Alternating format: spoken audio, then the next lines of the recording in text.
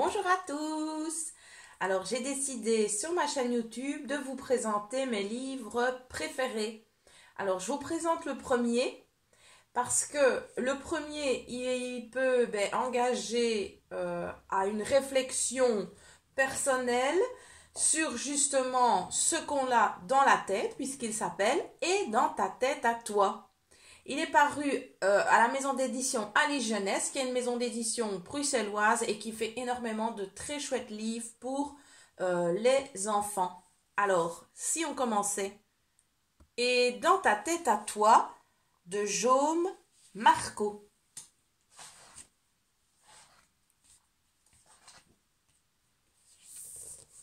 Je vous montre les illustrations. Un joli ciel. Sous leurs 117 143 cheveux et quelques, tous les enfants ont plein de choses dans la tête. Et parmi toutes ces choses, il y en a une qui occupe plus de place que les autres, différentes chez chaque enfant.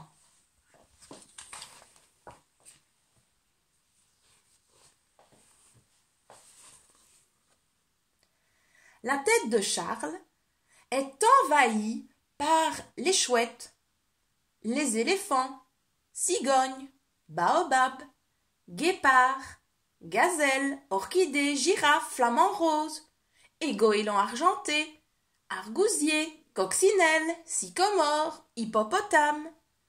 Charles aime observer les premières hirondelles du printemps, ou aider les gnous et les zèbres à traverser les rivières au cours de leur grande migration. Mais son ami Albert l'ennuie souvent, toujours occupé à additionner les immatriculations des voitures et à les multiplier par les numéros du bottin téléphonique. Tu vois, ça, c'est ce qui se trouve dans la tête de Charles. Je pense qu'il aime vraiment bien les animaux, surtout les animaux d'Afrique. En voilà un autre. Tiens, ça c'est Albert. Tu sais, on vient d'en parler juste avant, celui qui ennuie Charles. Alors Albert, lui, ne s'arrête jamais de compter, de soustraire, de diviser, de multiplier. Pour lui, le monde n'est fait que de nombres, des pairs ou des impairs. Selon les jours, il boira un verre d'eau et mangera 17 cuillères de riz, 3 cerises, 5 noisettes et 15 olives. Ou bien, il se lèvera 2 fois, sonnera la cloche 4 fois, et parce que sa chaise porte le numéro 10, changera de place avec Hélène, qui a à l'infini de l'océan dans la tête. Tiens, t'as vu Albert? Est-ce que toi aussi, ta tête, elle est remplie de nombres? Il ne pense qu'à calculer. Mais il a changé sa place. Il a changé sa place avec quelqu'un d'autre, avec Hélène. Oh, waouh, la chevelure d'Hélène, ce qu'on retrouve dans sa tête. Alors, voyons un peu Hélène. Hélène a des idées qui vont et qui viennent, comme les marées. La mer remplit toute sa tête, tant elle est vaste. Ses humeurs changeantes l'inquiètent, mais sa présence immuable la rassure. Hélène passe des heures à observer dauphins, hippocampes, espadons, huîtres, dorades, rousseaux, palourdes, orques, bigorneaux et aussi les trésors enfouis au fond de la mer. Elle est toujours mouillée, de la tête aux pieds. Un matin, au pied de son lit, elle découvre un objet très étrange. La lettre A. Oh, serait-ce son amie Marguerite qui l'a perdue en jouant? Tiens, tu as vu Hélène? Sa tête est remplie de tout ce que l'on retrouve dans l'océan. Et puis, elle retrouve, tu as entendu? Sur le sol, elle retrouve une lettre, la lettre A, et elle pense à son amie Marguerite. Regarde, c'est Marguerite. Regarde dans sa tête. Qu'est-ce qu'on y retrouve? Est-ce que tu vois ce qu'on y retrouve? Alors, c'est peut-être des lettres, mais oui, ce sont des lettres. La tête de Marguerite est pleine de toutes sortes de signes et de lettres, majuscules, minuscules, points, virgules, astérisques, parenthèses, guillemets, points d'exclamation et de suspension.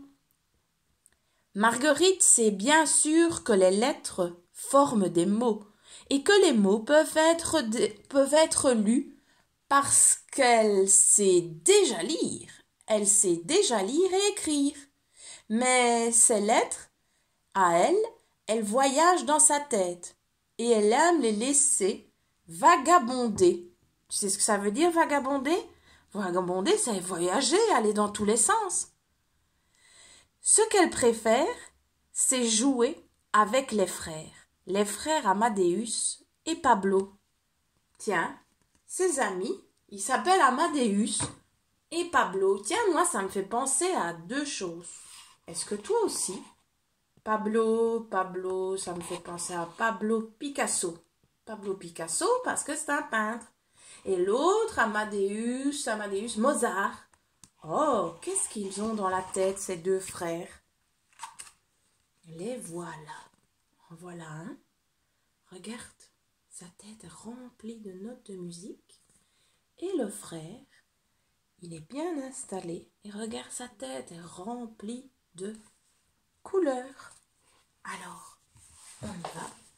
Qu'est-ce qu'on nous dit? Amadeus, il vit au rythme des refrains, des chansonnettes, des hymnes et des symphonies. Un rouge, un vert, 3 jaunes, 7 bleus. Pablo pense toujours en couleurs. Il les mélange, sait que l'orange donne de l'énergie, que le rouge peut rendre nerveux, que le bleu tranquillise, et qu'il existe une infinité de nuances qui n'ont pas encore de nom. Regarde, c'est Pablo. Quand Amadeus et Pablo sont ensemble, leur musique et leurs couleurs se mêlent dans un kaléidoscope arc-en-ciel, mais leur gamme de sons et de tons finissent par envahir la tête de Werther, qui n'a pas l'air d'aimer ça du tout. Oh, regarde. Encore un nouveau copain. Tiens, regarde cette page. Elle est toute noire. Tiens. Qu'est-ce qu'on lit? Oh, regarde sur l'autre page. On a allumé une lampe de poche. Et cette lampe de poche est allumée et on voit un enfant. Werther semble n'avoir goût à rien. Il est timide, réservé, et il n'aime pas parler. Tiens, tu vois, lui, il est tellement timide, on ne voit pas ce qu'il a dans la tête. Il est totalement dans le noir. Serait-il dans la lune comme Laïka? Oh, Laïka! Regarde, voilà Laïka. Est-ce que tu vois ce qu'elle a dans la tête? Waouh, regarde, elle a tout le système solaire dans la tête, Laïka. Alors, qu'est-ce qu'on apprend de Laïka? On continue. Chaque matin, Laïka se sent triste jusqu'à la nuit tombante. Et le soir, elle ne veut jamais aller se coucher. Elle voudrait pouvoir enfin voir la face cachée de la lune, car tout ce qui est invisible la fascine. Laïka dans la tête, qu'est-ce qu'elle a? Elle a la lune. En contemplant le nombre infini d'étoiles, elle se dit que Benjamin se sentirait bien trop entouré dans le ciel. Laïka, elle a dans sa tête le système solaire. Tiens, voilà Benjamin. Qu'est-ce que tu en dis de Benjamin? Mais c'est bizarre. Qu'est-ce qu'il a dans la tête? Mais c'est lui. Est-ce que tu reconnais que dans sa tête, c'est lui? Benjamin voudrait être enfant unique. Certes, il aime beaucoup ses frères, mais dans sa tête, il n'y a qu'une seule chose qui compte. Lui. Il passe des heures à s'admirer, à vérifier la blancheur de ses mains, la propreté de ses ongles, à compter ses taches de rousseur. Il consacre beaucoup de temps à s'habiller. Il réfléchit souvent à ce qu'il pourrait encore améliorer de sa personne pour être parfait. Ce qui n'est pas vraiment la préoccupation première de Camille. Donc tu vois, lui, il pense qu'à lui. Il pense toujours à lui. Et donc, c'est pour ça qu'on a illustré son image dans sa tête. Oh, regarde, voilà une nouvelle. Ben tiens, tu remarques, ses cheveux sont attachés, c'est pas la même chose. Par contre, elle, au-dessus de sa tête, si tu vois bien, il y a des petits nuages. Et dans les petits nuages, il y a chaque fois un dessin qu'elle a fait. Alors, qui est cette petite fille? Camille n'est jamais très sûre de ce qu'elle a dans la tête et en un instant, elle peut passer du coq à l'âne. Il y a toujours quelque chose qui occupe son esprit, souvent même plusieurs en même temps. Mais rien ne retient jamais très longtemps son attention. Comme tout le monde, Camille peut changer d'avis.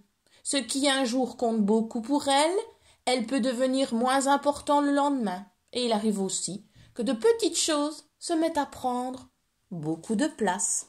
Donc elle n'a pas qu'une chose dans la tête, ça change tout le temps. Un jour, c'est une chose, un autre jour, c'est une autre. Donc c'est vrai, dans la tête, on peut avoir des choses chouettes parce qu'on a une passion, on peut avoir plusieurs choses parce qu'on on a l'amour pour connaître et observer plein de choses dans le monde. Et puis on peut être timide, on n'ose pas dire ce qu'on a dans la tête. Tu vois, on rencontre plein de personnes. Tous les enfants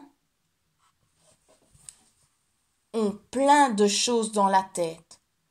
Tiens, et dans ta tête à toi, qu'est-ce qui se cache?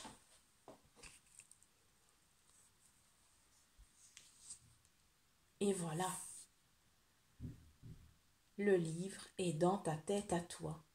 Alors moi, je termine la lecture en disant, tiens, et toi, dans ta tête à toi, qu'est-ce qui s'y cache? Eh bien, ce qui est chouette dans ces moments de confinement, c'est d'essayer de faire un exercice, comme le livre te le propose. De te dessiner, déjà, de penser à ce que tu as dans la tête, et de représenter dans la chevelure, dans ta chevelure, et tu vois qu'elle peut être exagérée, elle peut être grande, elle peut être colorée, mais dans ta chevelure, tu vois, elle peut être dans le vent, tu viens y dessiner ce que tu as dans la tête. Tes passions, ce que tu aimes faire, ce à quoi tu penses tout le temps. Et donc de voir un peu, tiens, et dans ta tête à toi, qu'est-ce qu'il y a? Alors, merci beaucoup de m'avoir écouté et d'avoir fait l'exercice de dans ta tête à toi. Je vous embrasse très fort et je reviens très vite avec un autre livre. Bisous!